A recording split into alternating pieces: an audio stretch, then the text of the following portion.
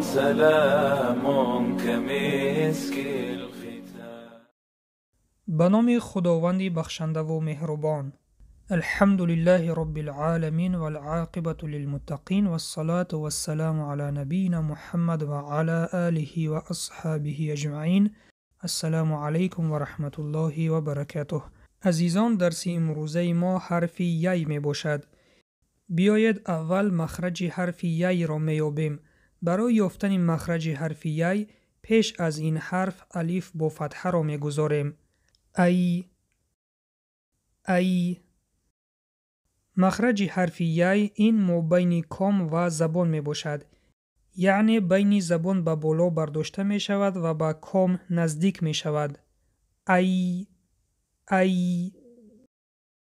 حرف یی با فتحه چنین خوانده می شود. یا با کسره چنین خوانده می شود. ی با ضمه چنین خوانده می شود. یو لبها به پیش می برایند. یو.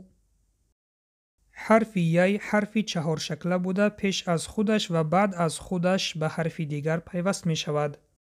حرف یی در اولی کلمه چنین نوشته می شود: از طرف راست به طرف چپ در زیرش 2 نقطه و به حرف بعدی پیوست می شود. و در بین چنین نوشته می شود: در زیرش 2 نقطه به حرف پیش از خود و به حرف بعد از خود پیوست می شود.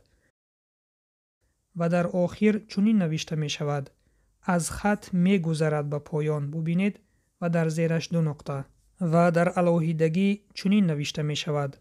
یک چیز را اهمیت دهید: شکل سیوم و چهارم حرف یی در قرآن گاهی به نقطه می آیند. اکنون بیاید با هم مثال های حرف یی را می خوانیم. الف با فتحه، یی با سکون. ای. الف با فتحه، یی با سکون، میم با ضمه. ایمو. زی با فتحه، یی با سکون، تا با ضمه. زیتو.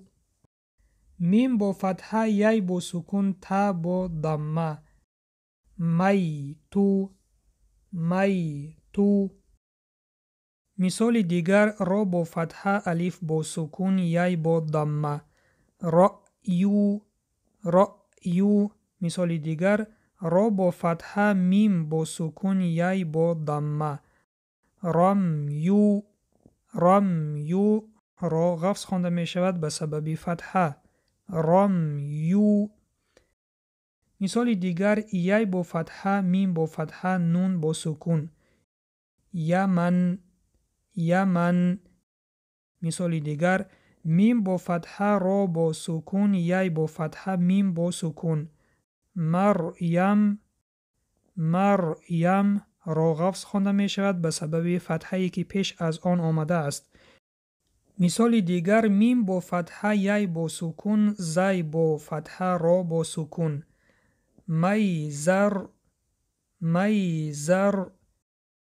مثال دیگر: الف با فتحه، یی با سکون، میم با فتحه، نون با سکون.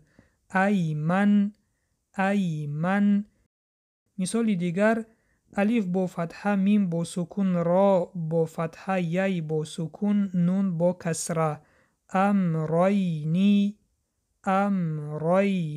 را غفظ خوانده می شود به سبب فتحه. مثال آخر: میم با فتحه، یی با سکون، تا با فتحه، یی با سکون، نون با کسر. میتینی. عزیزان، بیایید با هم بار دیگر مثال ها را تکرار میکنیم. ایمو. زیتو. میتو. رأیو. رمیو. یمن. مریم. میزر. میزر ایمن ایمن امرینی امرینی میتینی میتینی. این بود پایان درس امروزه. وظیفه خانگی قاعده، شکلها و مثالهای حرف یی را در دفتر کاری خود بنویسید. فراموش نکنید که تنها گوش دادن این 4-5 دقیقه درس به شما کافی نیست. شما باید خود آموزی کنید. این درس ها به مثل آنند که کسی به شما راه را نشان داد و اگر خودی شما حرکت نکنید در این راه به مقصد نمی رسید. پس سعی و کوشش را فراموش نکنید تا که با آسانی الفبا را آموخته به قرآن خوانی شروع کنید. و در زیر این نوار سروغه این کتاب را می گذاریم. در آمده از پلی مارکت فراورده درس را باری دیگر تکرار بکنید. به نهایت برنامه خوب است.